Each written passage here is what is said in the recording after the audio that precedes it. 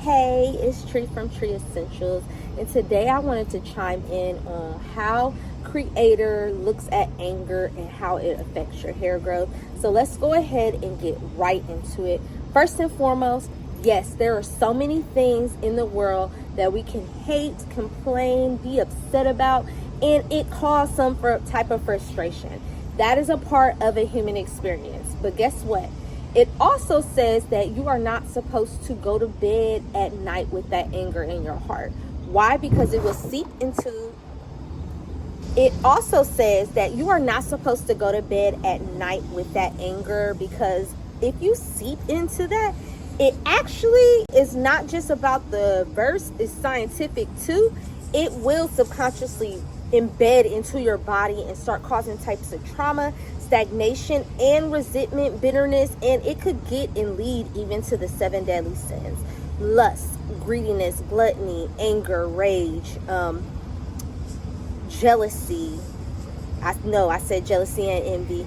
I forget the other one, but there's 2 more that I missed out on. Now, these things about the 7 deadly sins, going to bed angry at night, things, do not forget, I did just say there is sometimes a reason to have anger. That is a part of the human emotion. But that right there, my friend, is a opportunity for us to express in a different way, make lemons out of lemonade. That's literally that verse. And I need you to note that if you do not do that and you let it dwell in your heart and build up into your body, it's definitely going to affect your hair growth.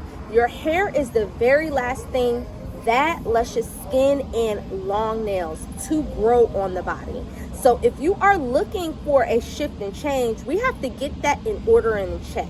So when we talk about anger, I know there are so many things in the world, like, y'all, I am so upset Joanne Fabric is closing down.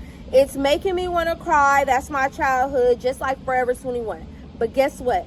What am I going to do? I'm going to make bomb things that nobody else can do unless they find it somewhere else, But anyways, that's just a little bit of my day. What's making you angry? Is something at work? Is it things the kids are doing? Is it things that are happening in your environment that you have no control over? Well, guess what?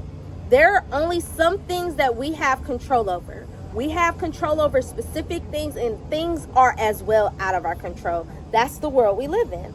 And so when we're in this world, remember, the only constant in life is change. So when these things are happening, it's actually gonna have to switch up eventually.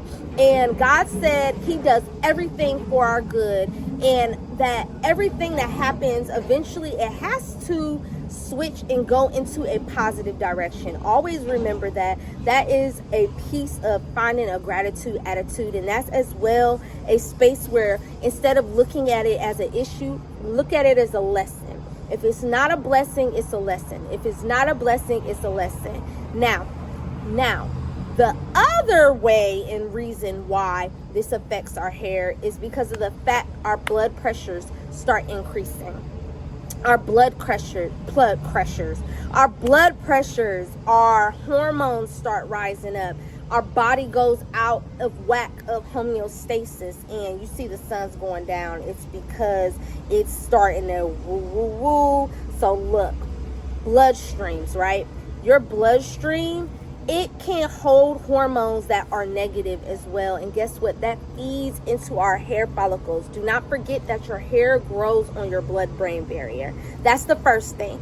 The second thing and reason is, behind all of that, you have to remember that when your hair is growing, it's not just growing out. You can have your blood pressure so high that it starts to fall out. Yes, that is an actual thing. It can start falling out because of the situations that are happening and occurring and making us so frustrated and angry. You know how families have high blood pressure issues or causes of strokes. Those start breaking our neurons down, our blood-brain barrier. Actually, anger can cause forms of cancer in the body. Do not forget that all disease in the body is due to some type of stressor that has occurred in our overall everyday basis. So So when we think of it in that manner, in that way, in that light, we can really start looking and getting to the root cause of things. Now, while we're in the process, what do we do?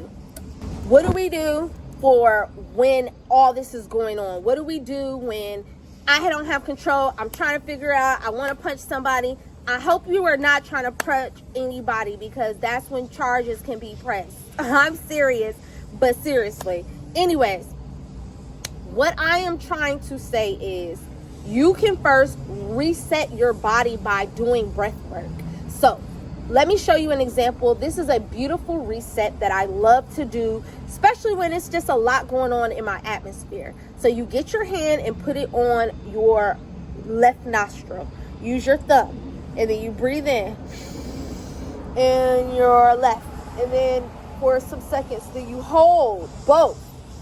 Hold it for a second. Then you release the air out of the nostril that had the thumb. So you do it again. Hold air.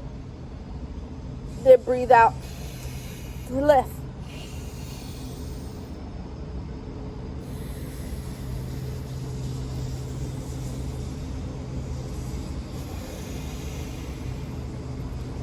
You do that for about a minute.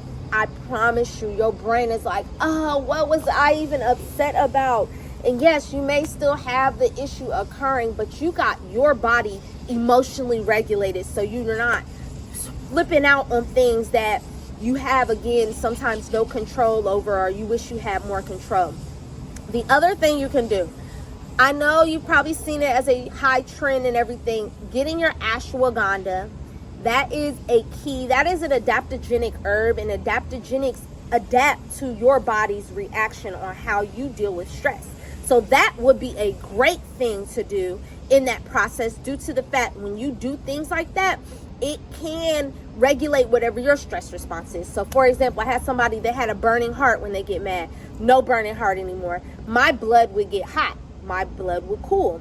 Sometimes it regulates just other pieces of the body that I'm not more in an experience of, because I don't deal with that. Some people get acid reflux.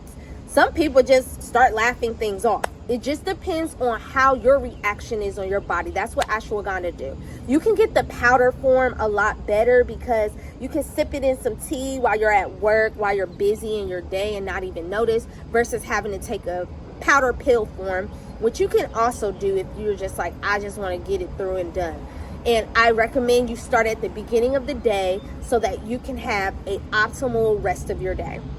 Now, another thing you can add to your diet is magnesium. Magnesium is a key piece in our positivity flow, because magnesium, actually, I know some people don't have mental health issues, but there are mental health issues that people take Prozac for. Magnesium is even better for these type of things. Magnesium is not only something that helps with our mental health, it is something that in the Americas people tend to be a lot more deficient on than other areas. And those other areas have more heat, they're laughing, enjoying life, even though it's not as much consumerism, so they're already happy. And another thing we can do is, again, that gratitude attitude.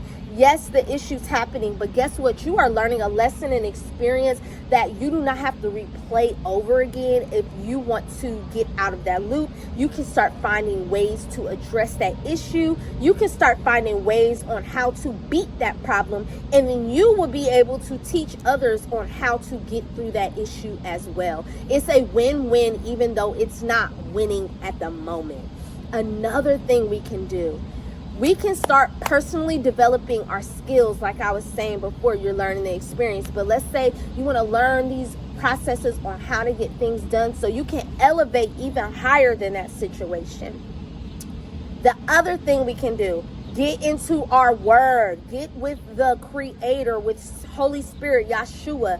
Yes, I am saying it because God will solve everything that we have an issue with. I don't care. I don't care. I don't care.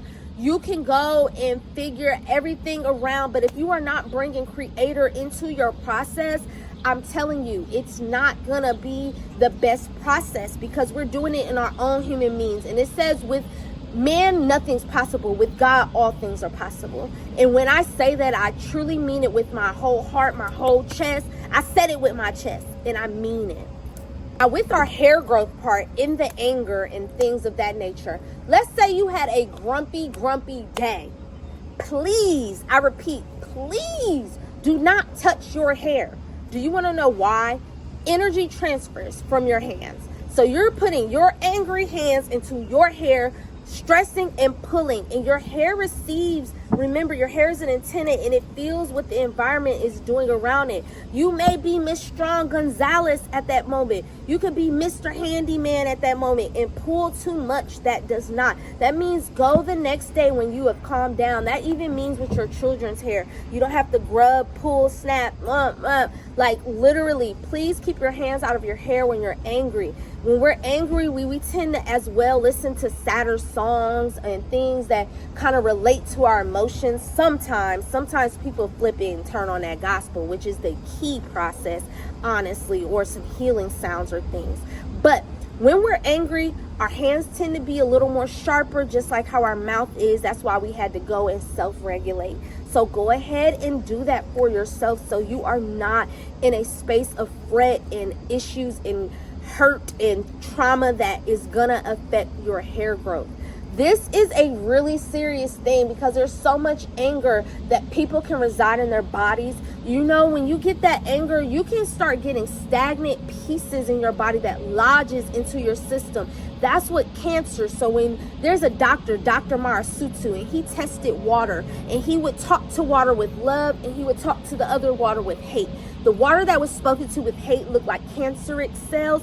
The water he talked to with love, it looked like snowflakes.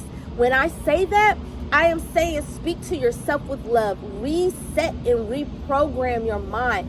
Be retransformed by the renewing of your mind. And in that process, you are unlearning and relearning and replacing with new things. You do not want to be in that process in the moment, scratching and pulling your hair out. A lot of people, they tend to start moving their hair more, or they get more fidgety, want to move, do random things and jerks. And that is not going to be conducive on the hair growth process. One thing you can do to soothe your body, you can massage yourself. You can do things like this, what I'm doing. Ooh, this feels good. Okay, for real. Okay. And you can do a scalp massage closer to the end of the night and reflect and restore yourself, and read some scripture, read some affirmations, do something positive. If you have to touch your hair, I again highly recommend you do not touch your hair in angry moments. Y'all, this is a process of learning and unlearning. Go get you a beautiful meal. Go watch something that makes you laugh. Go take a walk and reprogram outside if you're able to. Stay away from the situations that are causing the eruption, so there's no spazzing moment. That's what happens when we are in a high, stressful situation of intensity. Eventually, you hit your breaking point. That's what the breaking point is. Every woman has a limit. That's Carrie Hilson. I know I didn't sing it right. Okay. Anyways, what I'm trying to say is live your best life. Let's live it in peace, love, and joy, prosperity. Again, my name is Tree from Tree Essentials, and we are restoring our tree to grow essentially. And yes, our hair is a tree. We are like a plant. I am a certified wellness specialist and as well an advanced natural hair consultant.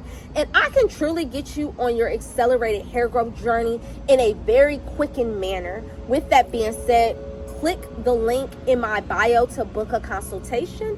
And as well, you can join my free community where I have a plethora of different resources that you can tap into to get you started in a loving, holistic manner on your hair growth journey. That's what hair is, a piece of an experience of life. So I look forward to being there for you and working with you in this journey. And with that as well, we have the ability to plant seeds, inspire others, and aspire change. And I truly look forward and honored to working with you soon. And you have a great day and or night whenever you are watching this. And I will see you soon. All right, bye.